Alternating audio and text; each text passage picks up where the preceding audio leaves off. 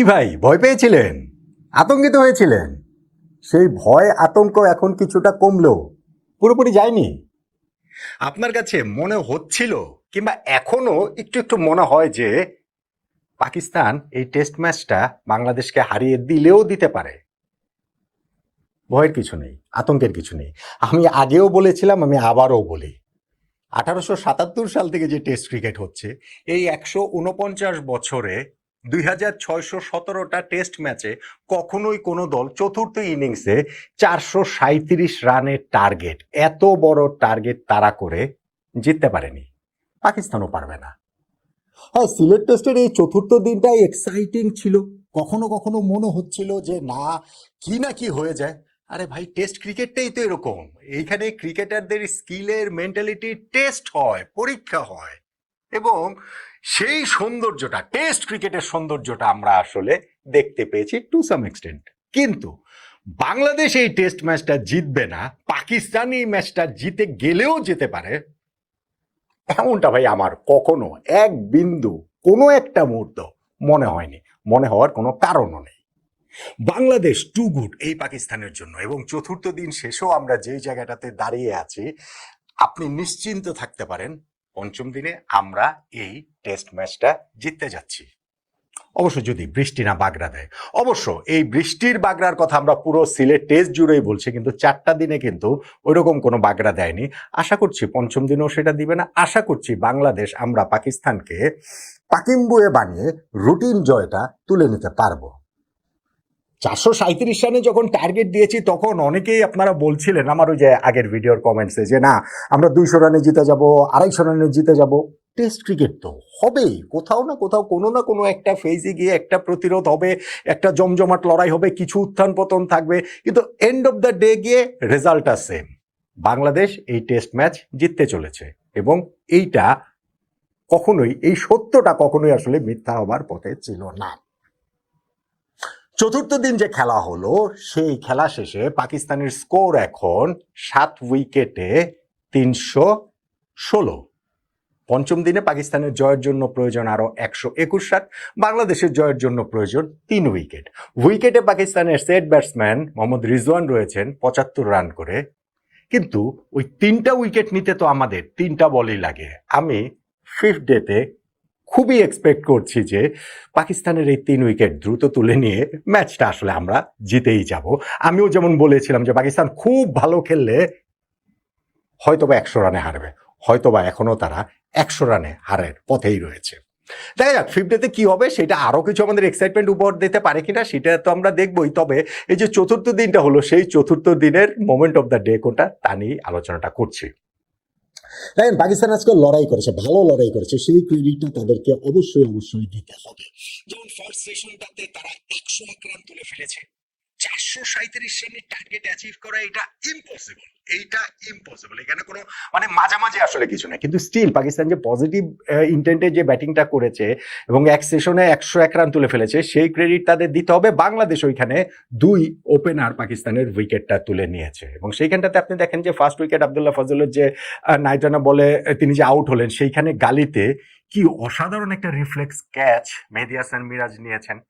এরপরে সেই মিরাজের বলে এলবিডব্লিউ হয়ে আউট হয়ে গেলেন আরেক ওপেনার, তিনি ওইখানটাতে হচ্ছে গিয়ে আম্পায়ার্স কলে গিয়ে আউট হয়েছেন আজান। বাংলাদেশ এই 2টা উইকেটই ফার্স্ট সেশনে পেয়েছে, কিন্তু উইকেটে ছিলেন বাবর আজম, এবং শান মাসুদের সঙ্গে তার পার্টনারশিপটাও জমে উঠেছিল। লাঞ্চের পরও কিন্তু সেই পার্টনারশিপটা কন্টিনিউ করছিল। 90+ হয়ে যায় পার্টনারশিপ, কিন্তু 92 রান যখন ওই জুটির, তখন বাবর আজম 50-র কাছাকাছি 52 বলে 47 করেছেন। ওই সময়টা তিনি সত্যিকার অর্থে আমাদেরকে একটা উইকেট গিফট করে দিলেন বাংলাদেশ, মানে নিজের উইকেটটা নিজেই গিফট করে দিলেন, বিলিয়ে দিলেন আর কি।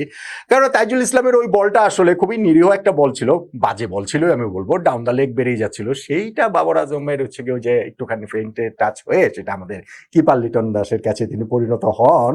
বাবর আজমের ওই লাকি ব্রেকটাই ওইটা আমাদের জন্য, টেস্ট ম্যাচে তো এরকম হবেই, কনসেন্ট্রেশনের তো পরীক্ষা। সো ব্যাটসম্যানদের ওই যে ল্যাপস অফ কনসেন্ট্রেশন হয়েছে বাবর আজমের, সেই জায়গাটাতে আমরা ওই উইকেটটা পেয়ে গেছি, ফলে 92 রানের ওই পার্টনারশিপটা আমরা ভাঙতে পেরেছি, সেটা একটা গুরুত্বপূর্ণ। বাবর আজমের উইকেট তো সবসময় গুরুত্বপূর্ণ। সৌদ শাকিল তিনি আউট হয়ে গেলেন, নাহিদ রানার অনেক বাইরের একটা বল তাড়া করতে গিয়ে তার ব্যাটে সেটা লেগে ওইটাও লিটন দাস ক্যাচ ধরেছেন।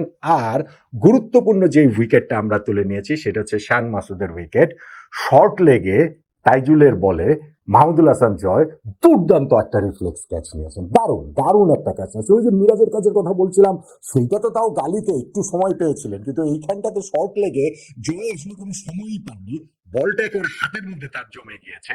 71 রান করা এই শান মাসুদের উইকেটটাও যখন আমরা তুলে নিয়েছি, পাকিস্তানের সঙ্গে বাংলাদেশ এই ফোর্থ ডেতেই যে জয়টা পেয়ে যায় সিলেটে কিনা, সেরকম একটা জায়গা তৈরি হয়েছিল। কারণ 162 রানে তাদের 5 উইকেট চলে গিয়েছে, জয়ের জন্য তাদের আরো 275 রান করতে হবে, হাতে 5 উইকেট রয়েছে।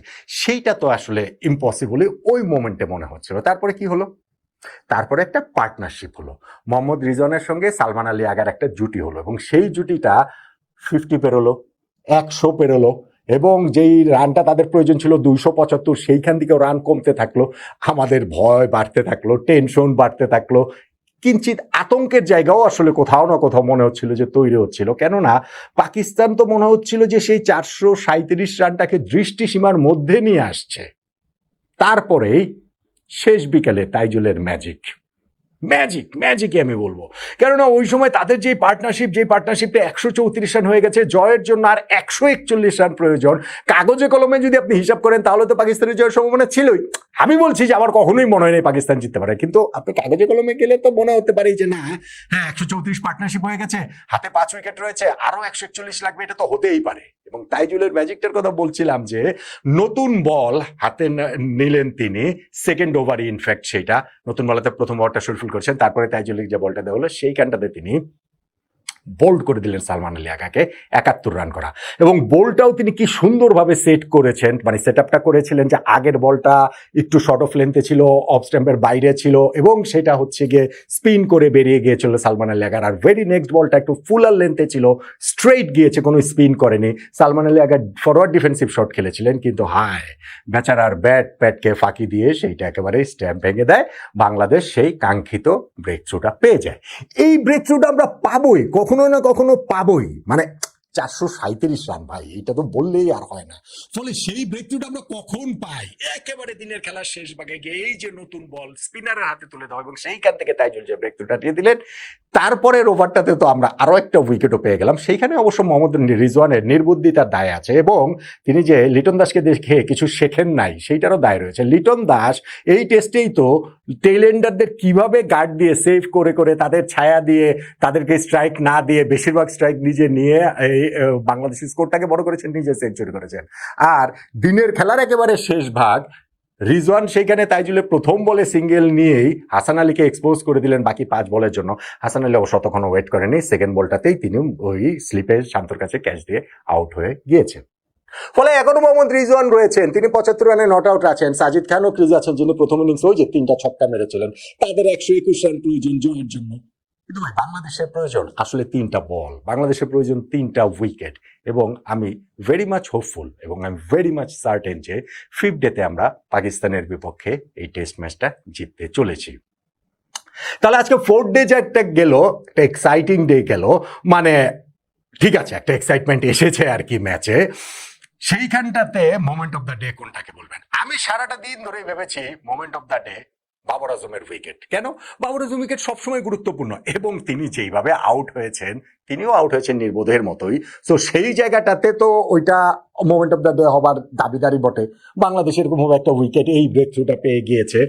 অথবা আপনি যদি ওই যে 2টা ক্যাচ যে ধরেছেন মিরাজ এবং জয়, স্পেশালি জয়ের ক্যাচটা মিরাজেরটাও বলতে হবে, সেগুলোর কথাও ভেবেছিলাম। কিন্তু দিনের খেলার ওই শেষ ভাগে ম্যাচের রংটা এমন ভাবে আরো এক দফা নিজেদের দিকে নিয়ে আসলেন তাইজুল, স্পেশালি সেই উইকেটটা, সেই ব্রেক থ্রুটা, সেই যে সালমান আলী আগাকে তিনি একটা স্ট্রেইটার বলটা তিনি যে হচ্ছে গিয়ে বোল্ড করে দিলেন, সেইটাই আমার কাছে এই চতুর্থ দিনের মোমেন্ট অফ দ্য ডে। সেইটাই আপনাদের অনেকের আতঙ্ক, ভয়, আশঙ্কা কিছুটা কমিয়ে দিতে সক্ষম হয়েছে। যদিও আমার মতে বিন্দুমাত্র আশঙ্কা কখনোই ছিল না। শুধুমাত্র সময়ের অপেক্ষা ছিল, কখন মৃত্যুটা পাবো। এখনো যেমন সেই সময়ের অপেক্ষা, কখন পাকিস্তানের শেষ 3টা উইকেট তুলে নিয়ে বাংলাদেশ জয়ের আনুষ্ঠানিকতা পূর্ণ করবে। আপনি কি মনে করছেন না মানে ভয় পুরোপুরি কেটেছে কিনা যে না বাংলাদেশ জিততে যাচ্ছে, এবং মোমেন্ট অফ দ্য ডে সঙ্গে তো মনে হয় একমতই হবেন, নয় কি?